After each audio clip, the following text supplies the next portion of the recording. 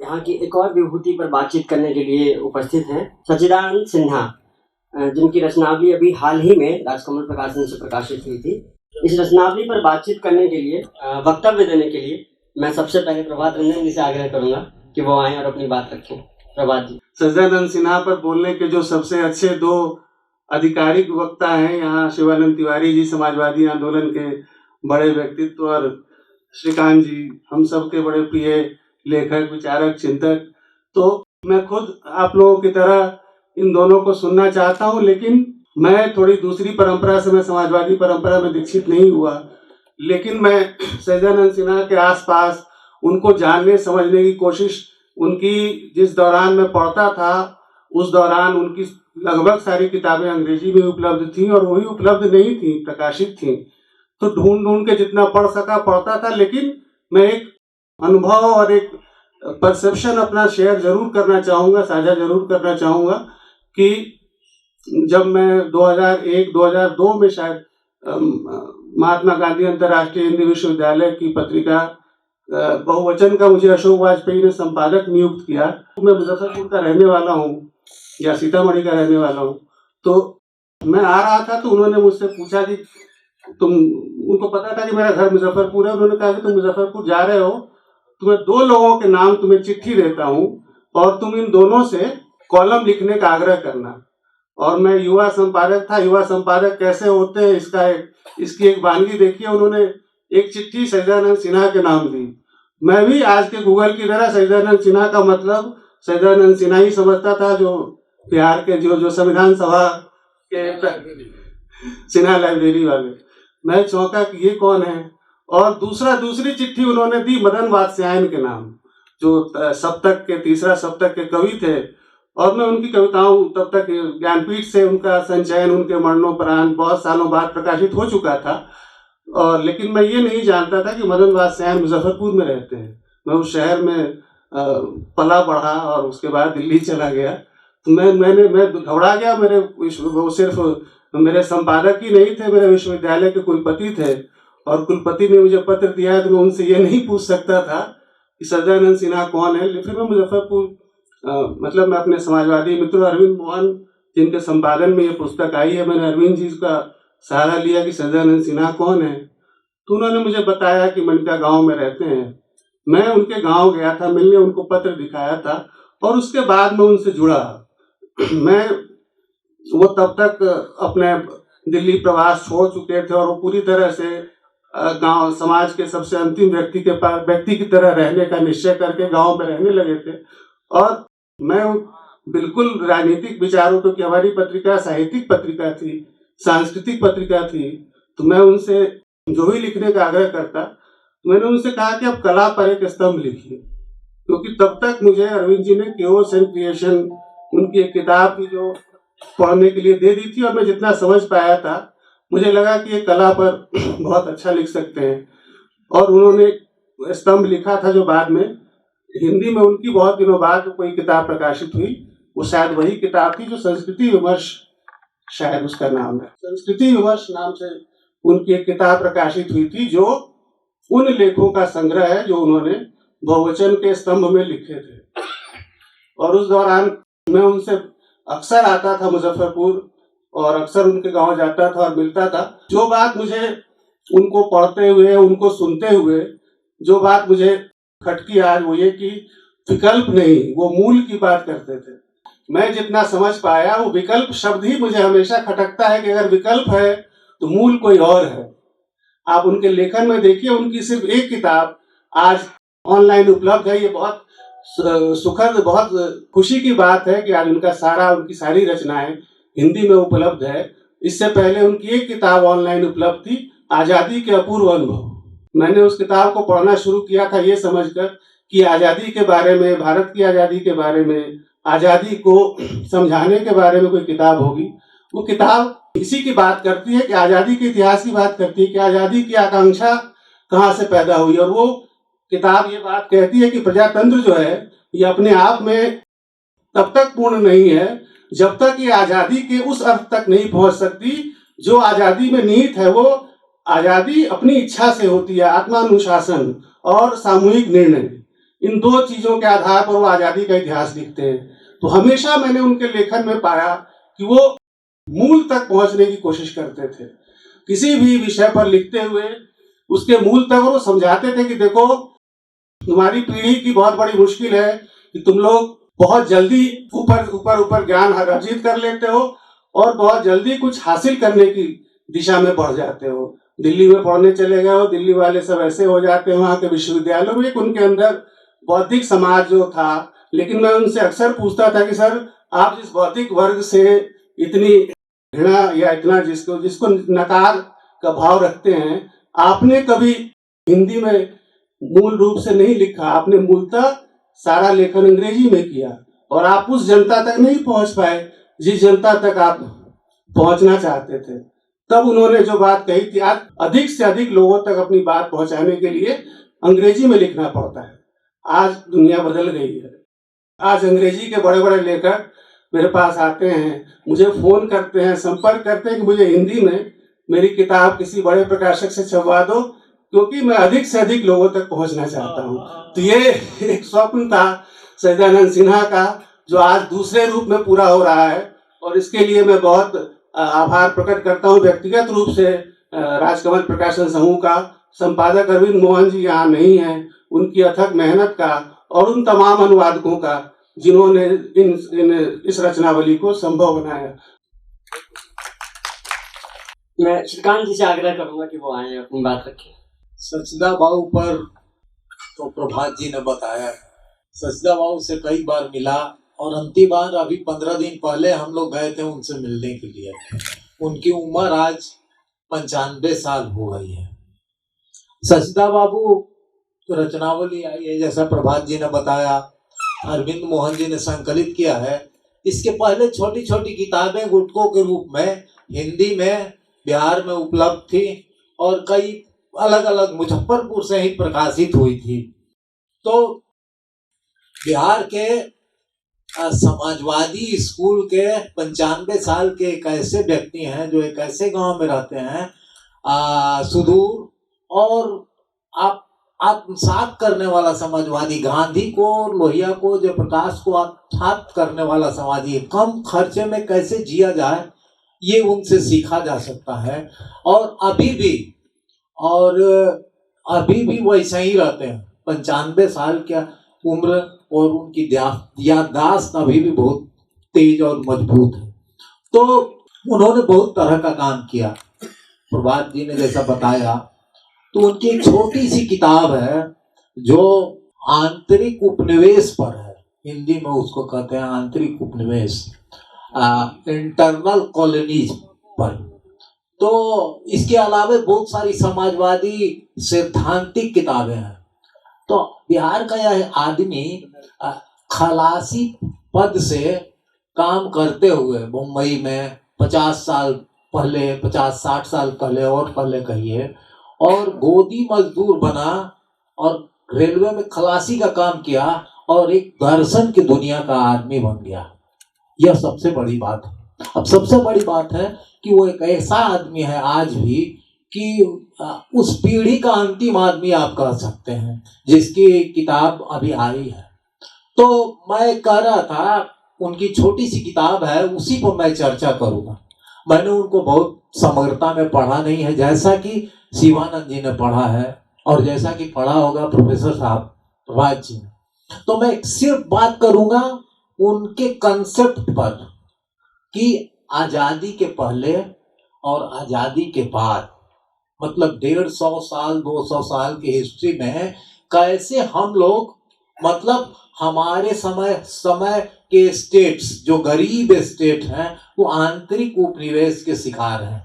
इसके लिए मैं 2-3 कहानियों से बताऊंगा आपको कि केंद्र कैसे हमें देखता है।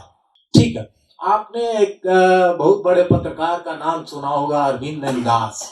तो उन्होंने जब बहुत सारे लेख उन्होंने लिखे, उसमें एक लेख था उनका मोकामा पर। तो कहानी का ये पहला पार्ट है मोकामा। उससे आप समझिएगा कि हम लोग कहाँ रहते हैं, कैसे रहते हैं। मोकामा जो पुल आप देख रहे हैं, उसके बनने की कथा में 1912 से शुरू होती है। ठीक है ना। और बनने की कथा 1912 से शुरू होती है। 20 आते आते वो कभी दक्षिण जाता है, कभी उत्तर आता है, उस पर बहुत विमर्श होता है।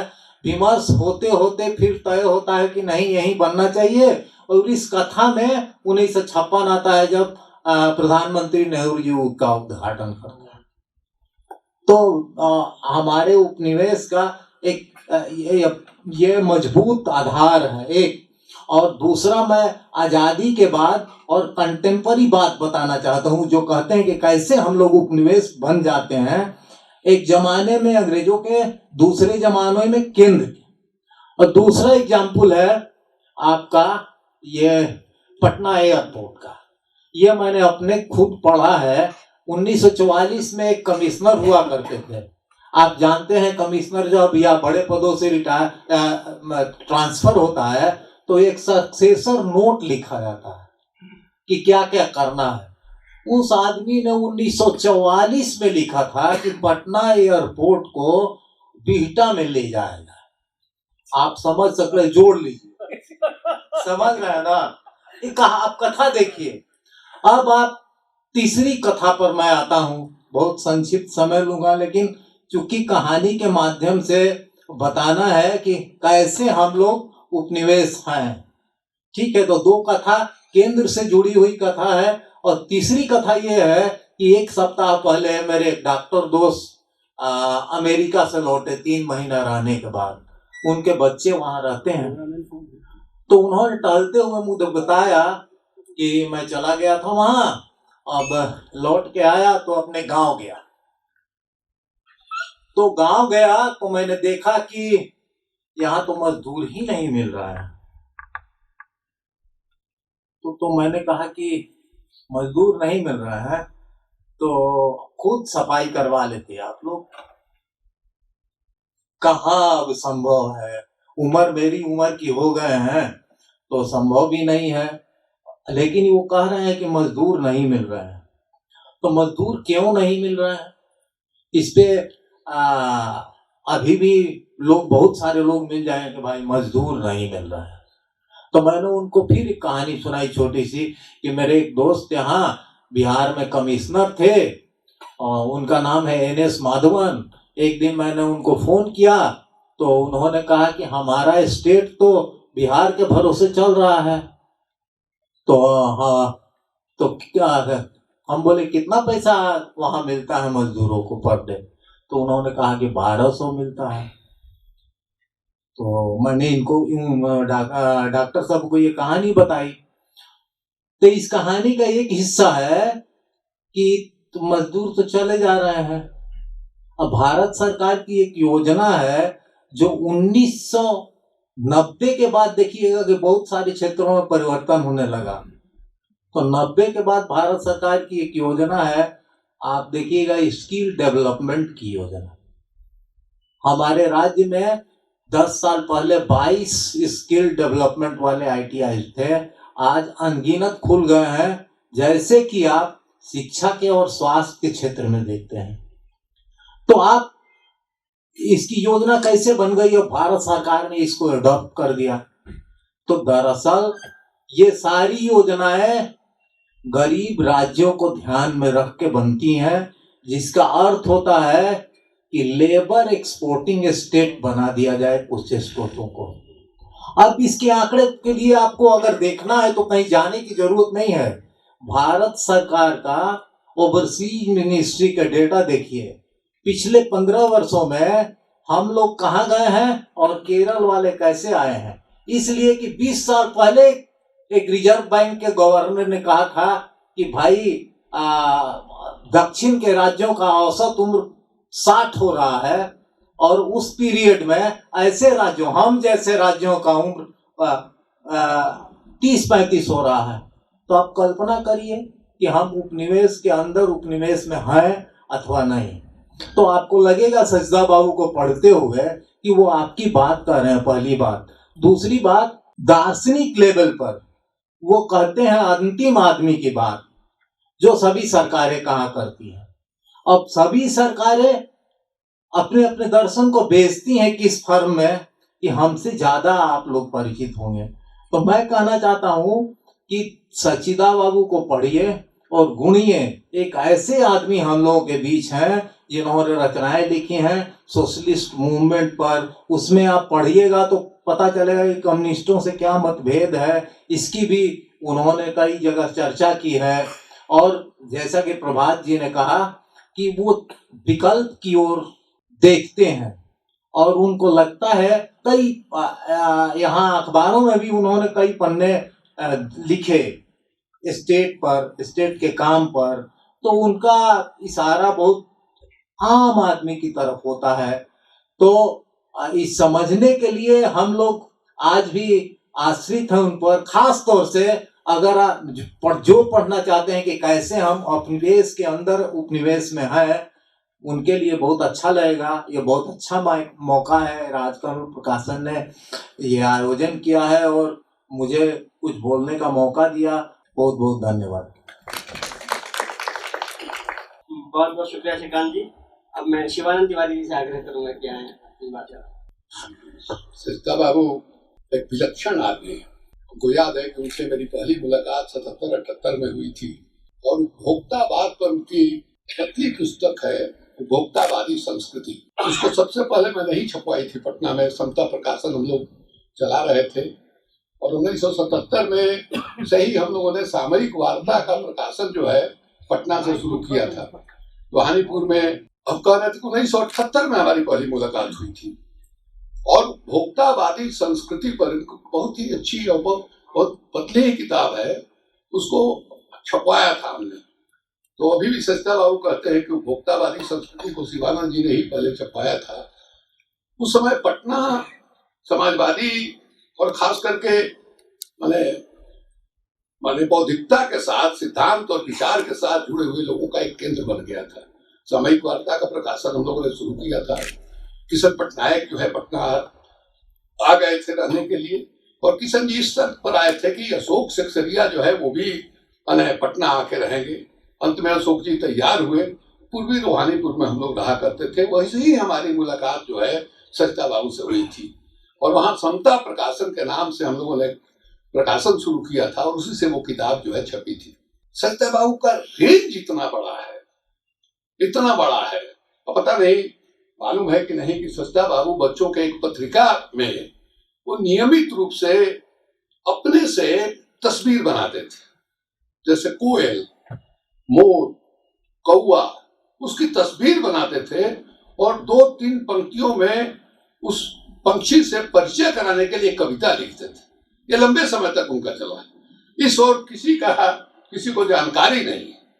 तो हम ये कह रहे थे कि अद्भुत आदमी है, कोई ऐसा क्षेत्र नहीं है जिसमें उन्होंने काम नहीं किया है। अब हम भारत सरकार का कौन सा संस्कृति से जुड़ा हुआ कई मंत्रालय है, उसमें कोई मंत्रालय देखिए हम नाम भूल रहे हैं, उसने उनकी किताब छापी कियोस एंड क्रिएशन। वो अपने तरह की किताब है, यानी किसी भी राजनीतिक विमर्श पर लिखने वाले, समाजवाद पर या साम्यवाद पर लिखने वाले कोई किसी भी व्यक्ति को हमने उस विषय को छूते हुए नहीं देखा और उसको पब्लिश किया।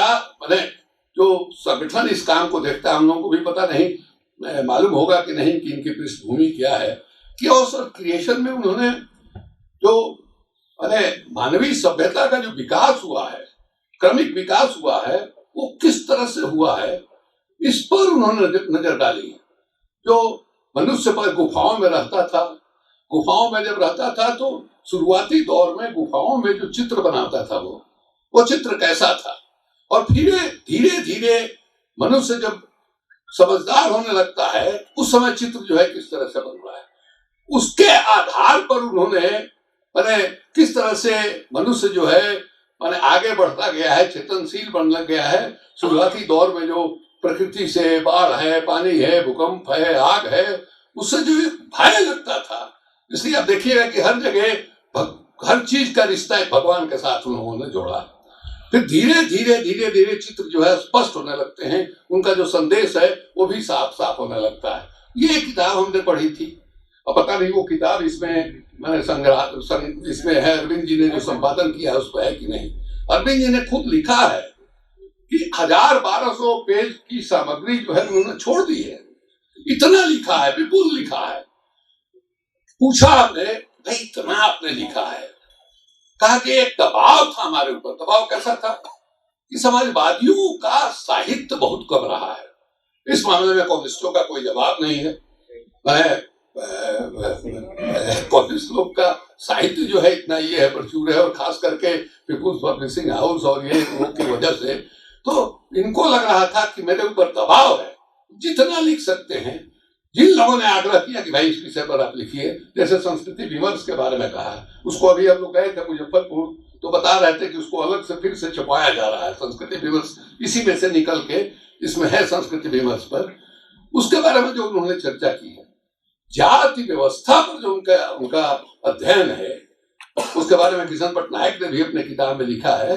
डॉक्टर लोहिया कहते थे कि जमा हुआ जो वर्ग है वही जो है जात बन जाता है, वर्ण बन जाता है। तो ये उन्होंने लिखा है कि कोई स्थिरता नहीं है उसमें।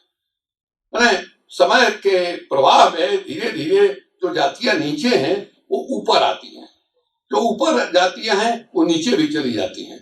अब दूसरे और जगह देखने की जरूरत नहीं है। कोई जाति, अब जैसे क्षत्रिय लोग हैं, अब बिहार में या उत्तर प्रदेश के इलाके में क्षत्रिय जो है माने फॉरवर्ड जाति है, लेकिन हमने देखा कि गुजरात में उनको पिछड़े में रखा गया, उनको आरक्षण का लाभ मिलता है। तो ये जो परिवर्तन हुआ है ये स्थिरता नहीं है, जड़ नहीं है। समाज कैसे, जैसे आज जो है इधर कल परसों तरसों हम देख रहे थे जरासंध जयंती खूब लोग मना रहे हैं। हमारे पार्टी के क्या नाम है, राम बली जी हैं, रामहेल सिंह है, पटना यूनिवर्सिटी के ये हैं, बहुत व्यस्त थे। रामहेल सिंह हैं तो हर जगह फीता काटने के लिए बुलाया जा रहा होगा, बेचारे जा रहे थे। हम भी एक बार हमको मौका मिला था, आरा में मंदिर बनाया था लोगों ने जरासंध पर। अब देखा कि भाई जरासंध, आप इस तरह से बतिया रहे हैं कि जरासंध आपके पुरखा थे, और आप इस तरह से बतिया रहे हैं जिसे बेचारगी है। जरासंध ने तो कृष्ण को भगाया था, मथुरा से उनको निकाल के 7 बार उनके किला पर आक्रमण किया था, उनके किला के दरवाजे को खटखटाया था, और वो भागे वहां से, और भागे जाके द्वारिका में जाकर के कृष्ण जो है बसे। ये जमाना जरासंध जो है मगध साम्राज्य का एक मजबूत आदमी, और आप देखिए अति पिछड़ा में है, अति पिछड़ा में एबीसी में आरक्षण मांग रहे हैं या और सारी सुविधाओं को मांग रहे हैं। ये जो परिवर्तन हुआ है इस पर जो है उन्होंने काफी कायदे से जो है लिखा है। कई विषय हैं जिस पर उन्होंने लिखा है, आश्चर्य होता है। वो बता रहे थे एक बार कि जो जिसके बारे में श्रीकांत ने चर्चा किया कि उनका माने जो पारिवारिक पृष्ठभूमि है, मैंने चंद्रशेखर सिंह कम्युनिस्ट पार्टी के इतने बड़े नेता, वो उनके मामा थे। रामचरित्र बाबू, श्री बाबू के कैबिनेट के मेंबर, वो उनके नाना थे, और वो भाग गए। जो श्रीकांत बता रहा था, रामचरित्र बाबू जो है जाके सोशलिस्ट पार्टी के ऑफिस में हल्ला किए कि मेरे नाती को सब भगा दिया, और भाग के चले गए बंबई। और बंबई में मजदूर संगठन के काम में वो लग गए तो उनको लगा कि साहब हमको अपनी जो जरूरत है उसकी कमाई खुद करनी चाहिए। तो गोदी में मजदूरी करने लगे, खलासी बन गए, हथौड़ा चलाने लगे, और जो काम होता है वो करने लगे। तो बता रहे थे कि 1952 का जो पहला चुनाव हुआ था तो बंबई में उस समय बाबा साहब अम्बेडकर खड़े थे। दो कैंडिडेट एक कंस्टिट्यूएंसी से हुआ करते थे उस जमाने में, तो एक अशोक मेहता और एक दूसरे उम्मीदवार थे बाबा साहब अम्बेडकर। सोशलिस्ट पार्टी और अम्बेडकर साहब की डिप्रेस क्लास पार्टी शायद थी, वो दोनों के बीच में समझौता हुआ था। तो आप समझ लीजिए कि जात व्यवस्था हमारे यहाँ कैसी है। ये अम्बेडकर साहब को महारों के अलावा अन्य दलित जातियों ने वोट नहीं दिया। अब हम लोग के दिमाग में आता है कि अम्बेडकर साहब जो है वो सारे दलितों के नेता हैं। ये उनके साथ वहां भी हुआ, और उसके बाद जो है मध्य प्रदेश में लड़ने के लिए गए, वहां भी इसी तरह की घटना हुई थी। उसके अलावे जो है महारों के अलावे, जिनको हम लोग रविदास कहते हैं, चर्मकार कहते हैं, चमार कहते हैं, उन लोगों के अलावा और कोई वोट नहीं दिया। यही स्थिति रही है। तो हमारे समाज में वैसा नहीं है कि ब्राह्मणवाद ही है। ब्राह्मणवाद के अलावे हर जातियों का अपना अपना वाद है। आप देखिएगा यहाँ पटना में क्या नाम है, वेलफेयर हॉस्टल है, दलित छात्रों का हॉस्टल है। एक बार प्रभात खबर ने छापा था वहां के सर्वे के बारे में, और विचित्र किस्म का सर्वे था कि वहां जो कमजोर माने दलित हैं उनको अरे रूम में ये जो मजबूत जातियां हैं दलितों में रहने नहीं देती हैं। 5 चौकी का कमरा है, 3 है, 2 खाली है, लेकिन कोई चला जाए भंगी, कोई चला जाए मुसहर, कोई सवाल ही नहीं है कि उसको घुसने देंगे उसमें। ये हालत है। तो इतना विभेद है इस मामले में। मैंने इनका वाल्मीकि ओम प्रकाश वाल्मीकि जी की उनकी कहानियों को पढ़िए, मैंने दृष्टि खुलती है आपकी किस तरह से इनका आपस में जो है मतभेद है और आपस में जो है दूरी। ये सरिता बाबू के बारे में जब हम लोग बात करते हैं तो इतना विस्तृत है उनका अध्ययन का क्षेत्र, उसकी कल्पना आप नहीं कर सकते। हमको तो कभी कभी लगता है कि इस देश में सरिता बाबू का जो अध्ययन है और सरिता बाबू का जो लेखन का कर्म है, इस देश में बहुत कम लोग होंगे जिन्होंने इतने विविध विषयों पर लिखा है और उतना बहुलता के साथ लिखा है। अब ये 8 वॉल्यूम जो है यही बता रहा है कि उस आदमी ने कितना काम किया है और हर विषय पर कोई विषय ऐसा नहीं है जिस पर उन्होंने काम नहीं किया। तो ये सरिता बाबू का देन है। अभी श्रीकांत ने जो बताया इंटरनल कॉलोनी को एक्सप्लेन करने के लिए इन्होंने दूसरे ढंग से बात कही। असली चीज जो है हमारे देश में जो बहुत इंटेलेक्चुअल लोग हैं बड़े बड़े और शास्त्रीय लोग हैं बड़े बड़े, हमने कई बार सवाल किया है, मेरे सामने एक प्रश्न उठता है कि साहब अरे जो बिहार के बारे में ही लोग कहते हैं श्री बाबू के समय में गवर्नेंस बहुत अच्छा था। इतनी झूठी बात है। श्रीकांत ने वो किताब देखी है, इस किताब का मैंने रेफरेंस देकर लोग कहते हैं कि उन्होंने इस तरह का लिखा है, कहीं इस तरह का लिखा होगा नहीं है। वो तो एक अलग बात है। उस समय तो जमाना दूसरा था, वक्त दूसरा था, आबादी दूसरे तरह की थी। राजनीति में भी गांधी का प्रभाव था या प्रशासन में भी अंग्रेजों का एक प्रभाव था, एक एफिशिएंसी थी खास तरह की, वो एक अलग बात है। लेकिन जो बिहार का लोग है तो इसके बारे में वो कह रहे थे कि केरल के लोग कहाँ गए। हमको फाइनेंस कमीशन में चेयरमैन है अभी, क्या नाम है, एनके सिंह जी आए थे बिहार का अभी स्टडी करने के लिए, यहाँ के लोगों से मेमोरेंडम लेने के लिए। एनके सिंह बता रहे थे कि जब वो केरल गए, थॉमस थे वहां के फाइनेंस सेक्रेटरी, वो बताए कि अगर आपके यहाँ के लोग हमारे यहाँ नहीं आए तो हमारे यहाँ काम नहीं हो। और हम लोगों ने चाहा कि साहब यहाँ की नागरिकता वो ले लें, लेकिन चूंकि भाषा की दिक्कत, संस्कृति की दिक्कत, यही बात उन्होंने पंजाब के फाइनेंस मिनिस्टर के बारे में कहा कि अगर आपके यहाँ के लोग क्यों है ऐसा, क्या वजह है इसकी। डॉक्टर लोहिया के बारे में हम कल कह रहे थे, डॉक्टर लोहिया ने नेहरू पर बड़ा कटु ढंग से हमला किया और उनकी जो भाषा है वो गांधी की भाषा नहीं है। गांधी ने कभी भी जीवन में उस तरह के कटु भाषा का इस्तेमाल नहीं किया। ये गुस्सा कहां से पैदा हुआ नेहरू के खिलाफ, मैंने लोहिया के मन में उसको पढ़ने के लिए आपको देखना पड़ेगा किस तरह से जब देश आजाद होने वाला था उस समय गांधी ने जवाहरलाल नेहरू को चिट्ठी लिखी थी और 2 चिट्ठियां बहुत महत्वपूर्ण है।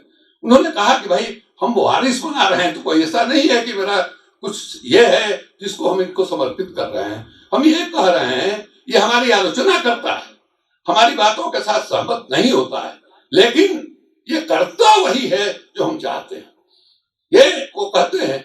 और पटेल जो है वो हमारी हर बात को मानते हैं, इसलिए वो मेरे वारिस नहीं हो सकते।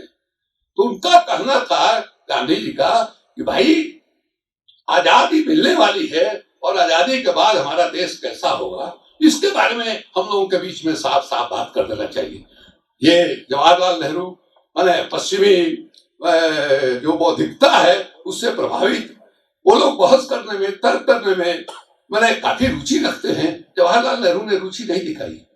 उन्होंने दूसरी एक चिट्ठी लिखी, प्यारेलाल का जो पूर्णाहुति वाली किताब है उसमें इसका जिक्र है। उनसे दूसरी चिट्ठी लिखी और ये उनसे कहा कि भाई पहली चिट्ठी मैंने अंग्रेजी में लिखी थी, संभव है तुमको दिक्कत हुई हो पढ़ने में, इसलिए हम इसको अंग्रेजी में उल्था करके भेज रहे हैं। हिंद स्वराज का उन्होंने जिक्र किया था। जवाहरलाल नेहरू ने कहा कि मैंने पहले भी पढ़ा था, कभी उसने हमको अपील नहीं किया। और उन्होंने साफ साफ कहा कि देखिए बाबू, जिस गांव के रास्ते आप कह रहे हैं कि देश का विकास होगा, वो गांव बहुत गंदा है, बहुत बदतमीज है, बहुत रूढ़िवादी है। गांव के रास्ते देश का विकास नहीं हो सकता है। देश का विकास आपको बड़े बड़े शहरों, बड़े बड़े कल कारखानों के जरिए होगा। उसी में उस समय उनके दिमाग पर सवार था जो प्लांट इकोनॉमी था रूस क्रांति के बाद जो वहां शुरू हुई थी, वो उन पर सवार था, उसका उन्होंने जिक्र किया। तो ये तय हो गया था। गांधी लोहिया को सबसे बड़ा गुस्सा यही था कि इस आदमी ने गांधी को कितना धोखा दिया। गांधी इसको अपना वारिस बना के गए और ये कह के गए कि मेरे जीवन में नहीं बोल रहा है, लेकिन उसको उम्मीद है कि मरने के बाद ये मेरी गाथा बोलेगा। तो हमारे यहाँ जो डेवलपमेंट हुआ है, जिसका डेवलपमेंट का मॉडल हम लोगों ने क्या अडॉप्ट किया, जवाहरलाल नेहरू ने क्या अडॉप्ट किया, डेवलपमेंट ऊपर से होने लगा। बड़े बड़े डैम बनने लगे, आधुनिक मंदिर उनको कहा जाना लगा, बड़े बड़े कल कारखाने बने रहे, पूंजी आपके पास थी नहीं। आप बगल में देख लीजिए चीन का डेवलपमेंट का मॉडल। चीन ने नीचे से शुरू किया, अपने खेती को विकसित किया, अपने यहाँ पढ़ाई का इंतजाम किया, स्वास्थ्य का इंतजाम किया। एक समय पेकिंग शहर साइकिल का शहर माना जाता था, मोटर गाड़ी वहां नहीं चलती थी। और इस तरह से नीचे से आज आंकड़ा आप निकाल करके देख लीजिए। हम राज्यसभा में एक बार बोल रहे थे, हमने पूरा फिगर दिखा था कि वो हमारे यहाँ 1 एकड़ में कितना पैदा होता है, चीन में कितना पैदा होता है, चीन कितना लोहा पैदा करता है, चीन जो है पढ़ाई लिखाई के मामले में क्या है, उसका जो मानक है ह्यूमन डेवलपमेंट इंडेक्स जिसको कहते हैं, वो कहाँ खड़ा है, हम कहाँ खड़ा है। आज जो है हालत ऐसी है कि हमने जो मॉडल अपनाया, जो पश्चिम का आधुनिकीकरण का क्या मतलब है, मशीनीकरण। वो मशीन जो है का विकास कैसे हुआ। अब देखिएगा कि 1757 में जब मुर्शिदाबाद में क्लाइव जो है उसने हराया, क्या नाम था राजा जो है मुर्शिदाबाद का, जिसमें जयचंद और किनका नाम आता है। उसके बाद से जो दिल्ली सल्तनत पर मुगल बादशाह हुआ करते थे उस समय, उन्होंने दीवानी अधिकार उनको दे दिया, टैक्स वसूलने का अधिकार दे दिया और बहुत अच्छा काम किया है शशि थरूर ने। शशि थरूर ऑक्सफोर्ड गए थे, उनका जो भाषण है ऑनलाइन उपलब्ध है। और मुंह पर जिसको कहा जाता है जूता मारने का काम उन्होंने किया है। ये हमारे मनमोहन सिंह गए थे, उन्होंने एहसान जताया अंग्रेजों का कि जो आधुनिक सिस्टम है वो आपने हमको दिया, डेमोक्रेसी हमको दिया, प्रशासन हमको दिया, और उन्होंने बताया कि किस ढंग से टूटा है। अब याद कीजिए 1943 में जो कलकत्ता में भूखमरी हुई थी, 10 से 15 लाख लोग सड़क पर मर गए, कलकत्ता में सड़क पर मर गए, बैठा लोग मर गए। और सबसे आश्चर्यजनक बात है, भारतीय चरित्र किस ढंग का है। कोई ऐसा नहीं था कि गोदाम में अनाज नहीं था, गोदाम में अनाज था, लेकिन सेकंड वर्ल्ड वॉर चल रहा था। चर्चिल जो है उस समय प्रधानमंत्री थे और उनके सामने प्रायोरिटी जो है वो बंगाल में भूख से मरने वाले लोग नहीं थे, उनके सामने प्रायोरिटी थे फौज के लोग, फौज से संबंधित जो कल कारखाने हैं, उत्पादन हो रहा है, वहां के लोग कि अगर हम पर्याप्त ढंग से सुविधा नहीं देंगे, भोजन नहीं देंगे, ये भाग जाएंगे। ये इस ढंग से लाखों लोग मर गए। और आप देखिएगा पूरा इतिहास अंग्रेजों के जमाने में, हिंदी में पंडित सुंदरलाल ने किताब लिखी है भारत में अंग्रेजी राज, 2 खंडों में वो किताब है, सबको पढ़ना चाहिए। आज जो हमारे यहाँ निजाम है और आज जो हम लोगों के यहाँ राजनीति चल रही है, उसमें कहते हैं 1200 बरस का गुलामी। ये जो 200-250 बरस की गुलामी है, अंग्रेजों की गुलामी, उसने हमारे देश को किस तरह से बदल दिया, देश को किस तरह से बदल दिया। अंग्रेजों के आने के पहले आखिर देश का जीडीपी क्या था, हमारा और चीन का दोनों को मिला करके दुनिया में आधा व्यापार पर हम लोगों का कब्जा था। हम लोगों का स्टील, हम लोगों का जहाज, हम लोगों का कपड़ा, कि कौन सी चीज ऐसी थी, कहा जाता था उधर यूरोप के लोग क्यों आए, उसी से आकर्षण होकर के उनका कहा जाता था कि हिंदुस्तान में ऐसा गड्ढा खोद चुका है जिसके रास्ते से नाली से होके दुनिया भर का सोना चांदी जो है वहां जाता है, वहां से निकलता नहीं है। इसीलिए भारत को एक जमाने में कहा जाता है था सोने की चिड़िया। यह है कि सामाजिक सड़ांध था हमारे यहाँ इस तरह की हालत थी जिसका कोई हिसाब किताब नहीं था। इतनी जात व्यवस्था प्रबल थी, उसके दबाव में कितने लोगों ने इस्लाम कबूल किया, बड़े पैमाने पर इस्लाम कबूल किया। बंगाल में तो पूरा का पूरा लोग जो है, जो बौद्धिस्ट लोग थे एक जमाने में, उन्होंने इस्लाम जो है कबूल किया। इस बारे में विवेकानंद जी ने सबसे पहले अगर आरक्षण की बात किसी ने उठाई है तो विवेकानंद जी ने उठाई। ये जो कहा जाता है लोहिया का बात कल हमने कहा कि संविधान ने दिया 1953 में जो है आपको सबसे पहले काका कालेलकर कमीशन बना। कहां से आया काका कालेलकर कमीशन में? उस समय तो लोहिया नहीं थे, लोहिया ने तो जात की व्यवस्था उठाई भी नहीं थी, संविधान ने दिया। संविधान से ही काका कालेलकर कमीशन। संविधान ने क्यों क्या दिया? संविधान ने यह वादा किया था जो पिछड़े थे, दलित थे, महिलाएं थी, माइनॉरिटी कम्युनिटी के लोग थे, अलग अलग भाषा बोलने वाले लोग थे, अलग अलग क्षेत्रों में रहने वाले लोग थे, उनको कहा था कि आजाद भारत में सबको बराबरी का दर्जा मिलेगा। और बराबरी, समाज में बराबरी थी नहीं। अम्बेडकर साहब ने लिखा है कि आप जो है हम देख रहे थे इसका क्या नाम है, इंदिरा साहनी केस का जो जजमेंट है ऑनलाइन उपलब्ध है, उसको पढ़िए। इतना बढ़िया से उसको एक्सप्लेन किया है कैसे आया आरक्षण। संविधान जो है देश में बराबरी का नारा देने के लिए, गैर बराबरी चाहे क्षेत्रीय हो या आर्थिक हो, उसको खत्म करने के लिए, सबको मान सम्मान देने के लिए, सबको पढ़ाई लिखाई स्वास्थ्य देने के लिए संविधान में 2 चैप्टर है। एक जिसको कहते हैं पार्ट 3 फंडामेंटल राइट, और एक डायरेक्टिव प्रिंसिपल पार्ट 4। आप उसको पढ़िए, वही इंस्ट्रूमेंट था, उसको लागू कैसे करेंगे? अम्बेडकर साहब ने लिखा है कि हमारे यहाँ जो ऐतिहासिक कारणों से या कोई एक जाति या एक जातियों का समूह जो है वो सब जगहों पर काबिल है, तो बाकी जो जातियां हैं जिनको आपने शूद्र कहा है, जिनको आपने पंचम कहा है, उनको आप कहां से जगह दीजिएगा भाई? तो समान अवसर यानी इक्वल अपॉर्चुनिटी अगर आप ईमानदारी से देना चाहते हैं तो ये सवाल उठेगा कि भाई इक्वल अपॉर्चुनिटी हमको मिलेगी कैसे?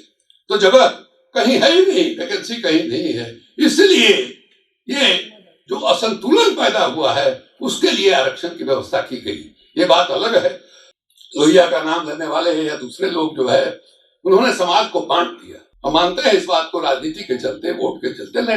डॉक्टर लोहिया की जो नीति थी वो जाति को तोड़ने वाली थी। अभी जो चल रहा है, राजनीति चल रही है, वो सत्ता की राजनीति चल रही है। विचार कौन है, सत्ता को की प्राथमिकता है, उसमें जो है वो जाति अगर नहीं रहेगी तो राजनीति नहीं हो सकती। राजनीति में आप ताकत नहीं हासिल कर सकते हैं। जाति जो है वेस्टेड इंटरेस्ट हो गया है, सब लोगों का वेस्टेड इंटरेस्ट हो गया है। हम लोग जैसे आदमी को कौन पूछने वाला है भाई? हम ब्राह्मण जाति में पैदा हुए और मान लीजिए कि लालू यादव नीतीश कुमार के साथ राजनीति कर रहे हैं, शंकराचार्य पर मुकदमा कर रहे हैं, तो हमको कोई पंडित जी वोट देगा? तो हम क्यों कर रहे हैं? इसलिए कि हमने महसूस किया कि जाति व्यवस्था से इस देश का बहुत नुकसान हुआ है। गांधी जी ने कहा कि ये देश जो है अपने कारणों से गुलाम हुआ है, अपने कारणों से गुलाम हुआ है, लालच से गुलाम हुआ है। लोहिया कहते थे कि नहीं, देश में जो बड़ी आबादी है, औसत आप निकाल करके देखिएगा तो अपर कास्ट नेशनल एवरेज में आपको 20% से अधिक नहीं आता है। दक्षिण भारत में तो 3% आबादी है उसकी, और बाकी जो तमाम पिछड़ी जातियां हैं, दलित हैं, आदिवासी हैं, अकलियत समाज के लोग हैं, कहाँ हैं, कहाँ खड़े हैं? तो जो शासन में, प्रशासन चलाने में जो भागीदारी चाहिए, भागीदारी कहाँ है भाई? भागीदारी कहाँ है? कि आज मैंने इतने दिन हो गए मंडल कमीशन को लागू किए हुए, अभी भी आप देखिए कि क्लास 1 की जो नौकरियां हैं उन नौकरियों में कितने % पिछड़े आए हैं। तो इसलिए ये बड़ा कॉम्प्लिकेटेड क्वेश्चन है। बहुत लोग जो है मैंने बगैर बात को पूरी समझे हुए रिएक्ट करते हैं, और रिएक्ट करने का उनको मिल जाता है मौका कि देखो फलना के देखा, फलना के देखिए, फलना का बेटा ऐसा हो गया, फलना का बेटा ऐसा हो गया है। इसमें कहीं कोई संदेह नहीं है। आपका बेटा हो जाता है तो आपको कोई इतराज नहीं, दूसरे का बेटा होता है तो जलन होती है। ये बहुत स्वाभाविक है, आदमी की जो है कमजोरी है। लेकिन ये गलतफहमी नहीं रहनी चाहिए कि कर्पूरी ठाकुर ने आरक्षण लागू किया, लालू यादव ने राज किया, नीतीश कुमार ने किया। ये नहीं किया, संविधान ने किया। संविधान ने जो लक्ष्य बनाया था उस लक्ष्य को हासिल करने के लिए इंस्ट्रूमेंट दिया, और वो इंस्ट्रूमेंट जो है से ही सारा आरक्षण और बाकी चीजों की व्यवस्था जो है निकलेगी। आज जो है इस पर काफी चर्चा हुई। अभी सुप्रीम कोर्ट का जो जजमेंट आया, आपको आश्चर्य लगा? अमेंडमेंट हुआ 15वीं 16वीं धारा संविधान के का जो आर्टिकल है उसको अमेंडेड करके 103वां संशोधन हुआ इसी के लिए। और इसका टारगेट क्या है भाई? इसका टारगेट यही है कि भाई 2024 का चुनाव है, इसके लिए वो किया गया है। इसके लिए नहीं तो आप देखिए कि 66,000 रुपया सालाना जो उससे कम कमाता है वो गरीब माना जाता है वहां। अरे गरीबी का क्या मतलब है भाई? सबसे ज्यादा गरीब जो है दलित समाज में है, पिछड़े समाज में है सबसे ज्यादा। अगर ब्राह्मण समाज, हमारा समाज, भूमिहार समाज बहुत गरीब है, एक को रिक्शा चलाते हुए आदमी दिखेगा आपको? क्यों खाली दलित और पिछड़े जो है वो रिक्शा चला रहे हैं? सबसे ज्यादा जो कोविड में हमारे प्रधानमंत्री जी को ऐलान हुआ कि नहीं साहब कर्फ्यू लगा दो देश में और कोविड जो है भाग जाएगा, 21 दिन का कर्फ्यू लग गया। और जो सबसे पलायन हुआ वो हिंदुस्तान की असली तस्वीर जो है वही थी, वही असली तस्वीर थी। कौन लोग थे पैदल चलने वालों में? कौन लोग थे? हमने एक भी ब्राह्मण का नाम नहीं पढ़ा, एक भी क्षत्रिय का नाम नहीं पढ़ा। सब दलित समाज के लोग, पिछड़े समाज के लोग चले आ रहे हैं पैदल। ये स्टेमिना कहाँ है किसमें भाई? ये हालत है और इस हालत से देश बदल नहीं सकता है। अंधा होकर के लोग समर्थन कर रहे हैं, देश को आप बांट रहे हैं भाई। हिंदू और मुसलमान हजारों वर्षों से साथ यहाँ रहते आए हैं, ये कौन सी राजनीति है भाई? वो भी इसी देश के नागरिक हैं। हो गए कट्टरता उनमें होगी, हम नहीं कर रहे, कट्टरता नहीं है। उनके यहाँ ज्यादा है। हिंदू समाज 33 करोड़ देवी देवताओं का मान्यता है। यहाँ जो है वो कट्टरता चाह के भी नहीं आ सकती। यहाँ इतना तरह की परंपरा है, इतनी तरह की संस्कृतियां हैं, लोग आए हैं अपनी परंपरा, संस्कृति, अपना रीति रिवाज लेके यहाँ बसे हैं और सब लोगों ने उनको एकोमोडेट किया है। तो ये एक विचित्र राजनीति देश में चल रही है।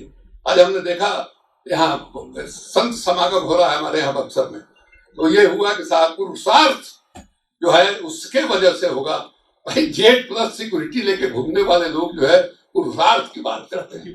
पुरुषार्थ तो उसमें है कि निकलिए, हिम्मत है तो निकलिए। क्यों? जान का दर्द कितना है भाई? आपने तो बहुत पुण्य किया है, दूसरे जन्म में भी आप वही बनिएगा जो इस जन्म में है। कह रहे हैं कि साहब अखंड भारत बनाइए, अखंड भारत बनाइएगा तो अफगानिस्तान आ जाए, बांग्लादेश आ जाए, पाकिस्तान आ जाए तो और समस्या हो जाएगी। तो मुसलमानों की आबादी जो है अभी जो 14% 15% है वो 30-40% हो जाएगी। उसको कैसे समझिएगा? अभी लोगों से सवाल पूछिए। ये हालत है साथियों। सरिता बाबू ने इन सब विषयों पर कुछ हुआ है और सब विषयों पर उन्होंने लिखा है। हम कबूल करने में कोई दिक्कत नहीं कि हम नहीं पढ़ पाए। आज बोले संभव कुछ किताबें उनकी पढ़ी हैं, उनको हमने सुना है, उनका सत्संग हमने किया है। श्रीकांत बता रहे थे कि अभी हम लोग गए थे 10 दिन 15 दिन पहले, उनसे बातचीत हुई और हमारे प्रति उनका एक स्नेह भी रहा। अक्सर मैं जाता हूँ, हमको लगता है कि वहां जाते हैं तो हम तीर्थ यात्रा पर जा रहे हैं। तो सरिता बाबू असाधारण आदमी है। प्रभाकर जी उनके छोटे भाई हैं, उनकी भी उम्र 85-86 बरस हो गई, कोई 95 बरस। अरे सुनो ना यार, 95 बरस के बड़े भाई का 86 बरस का छोटा भाई सेवा कर रहा है। उस घर की यही स्थिति है। तो सरिता बाबू महान आदमी है भाई। उनको हमको लगता है कि जिसको भी मौका मिले जाके उनको मिलना चाहिए, उनको प्रणाम करना चाहिए और कुछ पुण्य जो हासिल करना चाहिए। इसी के साथ मैं अपनी बात खत्म करता हूँ। बहुत बहुत शुक्रिया शिवानंद जी। इसी के साथ आज के कार्यक्रम का दूसरा सत्र हम लोग समाप्त करते हैं।